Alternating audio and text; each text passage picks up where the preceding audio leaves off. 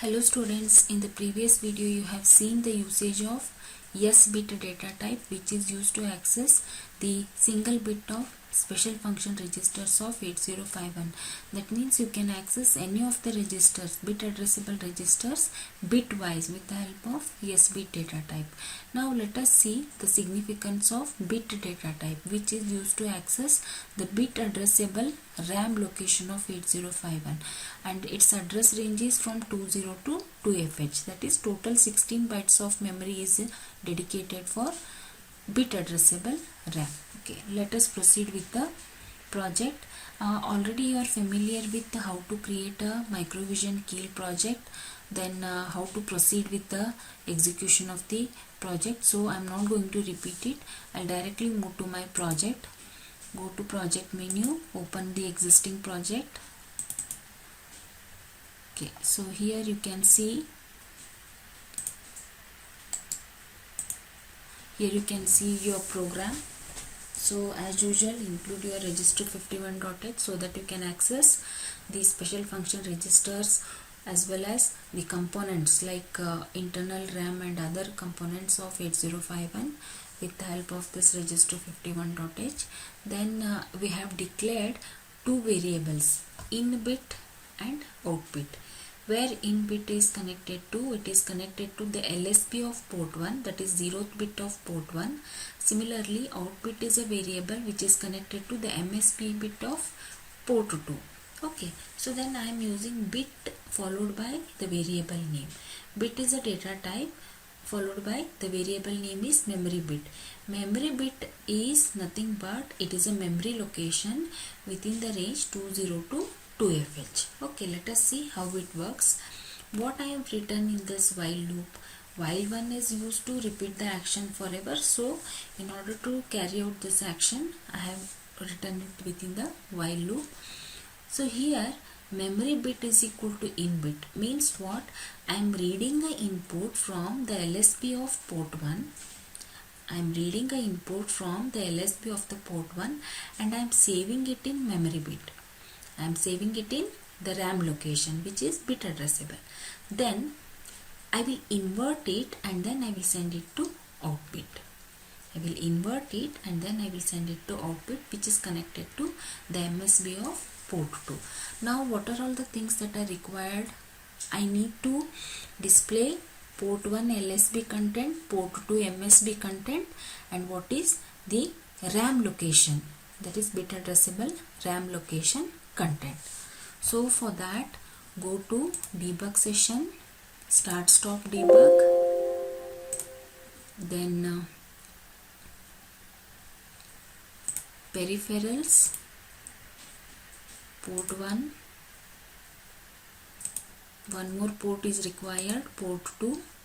Okay, along with that, go to view. Here memory windows, memory 1 is usually your code memory, that is your ROM where the program will be stored. Memory 2 is your data memory. D stands for data memory. Okay, and it begins from 20. So this is what I require, 20 to 2FH. The first row is bit addressable RAM. Okay, now we will start executing our program. It is pointing to the first instruction in the while loop. So after executing that, can you see here, all of you? So the first location, it is modified as 1 because what is the LSB bit of port 1? Port 1 LSB is high, isn't it? So that logic level high is stored in the memory whose name is memory bit, and then after inverting it, that means after inverting it in the sense, complement it and then send it to port 2. So after executing this instruction, you can see the MSB of port 2 is cleared. Very simple. Repeat this action forever. Read a input from the LSB of the port 1, store it in the data memory which is bit addressable, invert it and then send it to port 2 MSB. I hope it is clear. So this is how we make use of the bit data type. Okay, so let us proceed with the next example.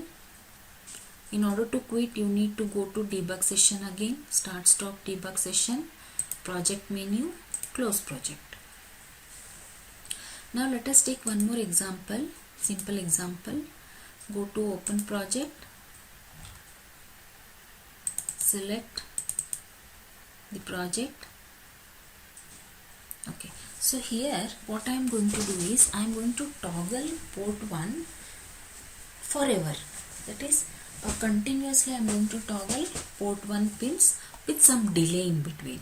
Okay, so for that how I have written the code: include your header file, then begin with your main. I have declared one variable which is used for loop, and for within the bracket, if you write the semicolon, it is as good as a while one. Then what action I am going to repeat forever is I am going to clear port 1. That is all the bits I am using here. It is byte addressable. I am not using any bits. I am using all the bits of port 1. So in the for loop I have included certain value, that is 40,000 times I am going to repeat this action. As long as this value is reached, port 1 is going to remain 0. Why we have terminated for loop here? According to our conventional C programming language, it is not allowed to terminate for loop, isn't it? But however, here we have terminated the for loop simply to include certain delay. It is not going to perform anything, simply it is going to remain in that particular loop till it gets executed 40,000 times. So that includes the delay. Why I need delay? In order to differentiate between 0 and 1, I should have certain time delay. So port 1 remains 0 for certain time period. Then after that, this instruction will be executed. Port 1 becomes FF. So one thing I forgot to tell you, 0x00. Usually our microprocessor and microcontroller will understand the numbers in hexadecimal. So it processes the numbers in hexadecimal format, and that hexadecimal numbers are written as 0x followed by the number in your embedded C. Okay, hence I have written 0x00 here for 0 and 0xFF for your 255. Okay, so remain 0 for certain time period and remain high for certain time period. Is it not simple? Very simple. Okay, only the thing is we don't know what is the size of the delay, whether it is 1 millisecond, 1 second, we don't know that. Simply I have included certain random delay. Then let us move to the debug option, start stop debug. Okay, now go to peripherals, port 1. We'll keep it like this. Then start executing the program line by line. So can you see here, after executing port 1 is equal to 0, it is cleared. Now after certain time delay, port 1 is made as 1, it is high. Then it remains high for certain time period, then again gets cleared, high, low, high, low. This repeats forever because we have included it in the forever loop. So here I am going to introduce one more concept. If you look at this analyze window or analysis window, otherwise sometimes it is also called as logic analyzer. Okay, so if you click on that logic analyzer, so you will get this screen. So what I will do is I'll go to setup, new or insert. Here you have to type the port which you are using and just say enter, close. Okay. Now as you keep on executing the program line by line, can you see this? Port 1 output is low, high, low, high, high, low. Can you see that? Okay. So this is high for certain time period and this is low for certain time period. Okay. So this is how we can generate the time delay using the for loops. Okay. So then in order to close this, just close this window. Okay, close this also, stop debug session, and then go to project menu and close project. Okay, so what we have understood from this, we have seen the significance of bit data type, where it is used to access the bit addressable RAM ranging from 20 to 2FH, and then we have seen the significance of delay. That means the for loop can be used to generate the software delay. I can send the values on port, and then I can keep on toggling the any port bits with the help of this for loop.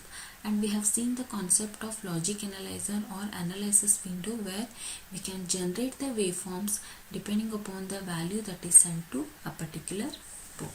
Thank you.